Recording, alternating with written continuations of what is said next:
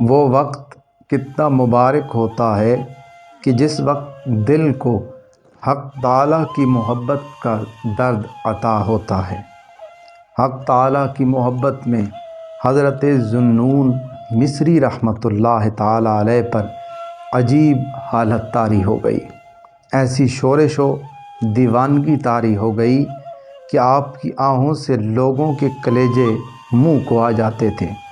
محبت میں بجز نالہ و فریاد کے کچھ اچھا نہیں لگتا۔ گریہ و زاری سے حق تعالیٰ کا راستہ بہت جلد طے ہوتا ہے۔ اس قدر قرب ہوتا ہے کہ سالاں سال کے مجاہدے سے وہ بات نصیب نہیں ہوتی۔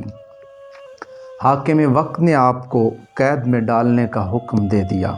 زندان میں جب آپ کو قید خانے کی طرف لے کر چلے تو آپ کے شاگرد اور مرید روتے ہوئے پیچھے پیچھے ہو لیے۔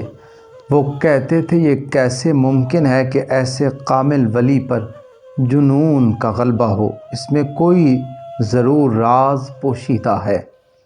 جب آپ کو قید خانے میں ڈال کر دروازہ بند کر دیا گیا تو دوست احباب نے غور و فکر شروع کیا کہ آخر کیا ماجرا ہے کہ اتنا بڑا شیخ قید خانے میں محصور کر دیا گیا ہے۔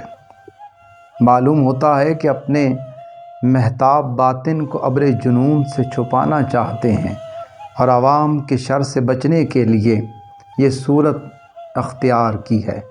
ایسی عقل و خرد سے پناہ جو ذوالنون مصری رحمۃ اللہ تعالیٰ علیہ کے عشق و عرفان کی دولت کو جنون سمجھے۔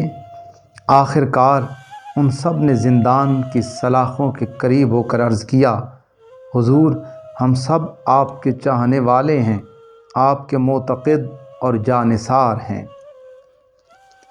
آپ کی مزاج پرسی کے لیے حاضر ہوئے ہیں اور حیران ہیں کہ کس نے آپ پر جنون کا الزام لگایا۔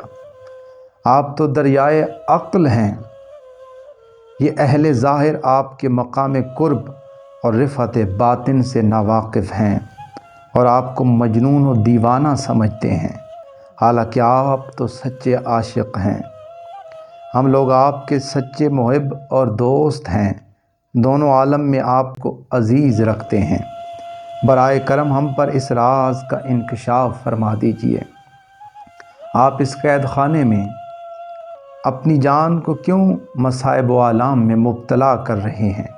آپ کی ایسی حالت سے ہمارا دل کڑھتا ہے۔ راز کو اپنے دوستوں سے نہیں چھپایا کرتے۔ حضرت شیخ ذوالنون مصری رحمۃ اللہ تعالیٰ علیہ نے ان کی گفتگو میں بوئے اخلاص محسوس نہ کی۔ آپ نے دل میں کہا، آؤ ان کی وفاداری اور محبت کو آزمائیں۔ امتحان اخلاص کے لیے ان کی طرف پتھر اٹھا کر دوڑے جیسے پاگل وحشت میں لوگوں کو مارنے کے لیے دوڑتا ہے۔ یہ معاملہ دیکھتے ہی سب لوگ ڈر کے مارے بھاگ کھڑے ہوئے۔ شیخ نے جب ان کو یوں بھاگتے ہوئے دیکھا تو ان کے اعتقاد و محبت پر قہقہ لگایا اور فرمایا کہ اس درویش کے دوستوں کو دیکھو، ان کی وفا اور الفت کے دعوے سنو۔ ارے نادانو، تم محبت و دوستی کو کیا جانو؟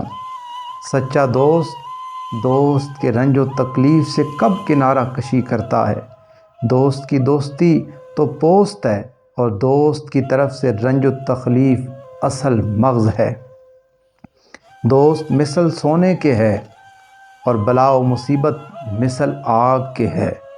خالص سونا آگ کی تکلیف میں اور چمکتا ہے اور خوش ہوتا ہے، اور عاشقین خام کا یہ حال ہوتا ہے۔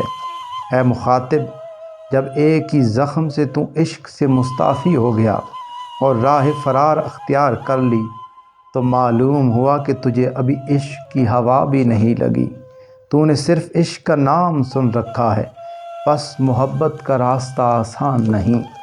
جو ہاتھ سے یہ جہاں میرے نام کرتا ہے، میرا شعور انہیں نظر جام کرتا ہے۔ فقیہ شہر نے تہمت لگائی صوفی پر، یہ شخص درد کی دولت کو عام کرتا ہے۔ اس حکایت سے ہمیں درس حیات یہ ملتا ہے، جو مصیبت میں کام نہ آئے وہ دوست کیسا۔